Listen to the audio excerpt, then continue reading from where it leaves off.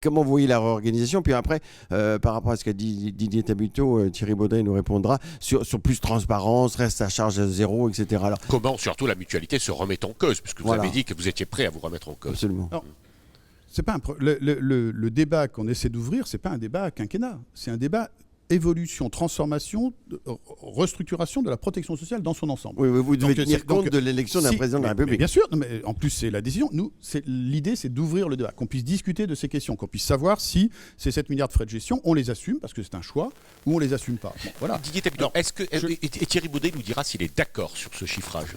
Ah non, mais c'est technique, Pascal. Pour ouvrir le débat, c'est pour qu'il y ait du contradictoire. Donc, il n'y a pas de problème.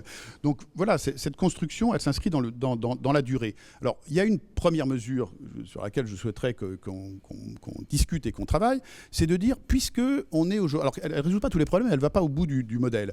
Mais puisque on est dans une situation où on dit, après tout, les complémentaires, le grand avantage, c'est de pouvoir choisir.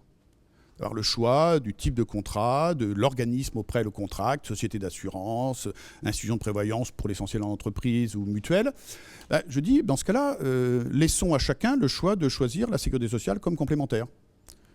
Si en tant que citoyen assuré, quand j'ai le choix, parce que quand je suis salarié, je n'ai plus le choix puisqu'il y a l'accord national interprofessionnel qui rend les choses obligatoires. Mais quand j'ai le choix, il y a encore beaucoup de gens qui ont le choix, hein, les étudiants, les fonctionnaires, les retraités. Et c'est possible au niveau des règlements européens?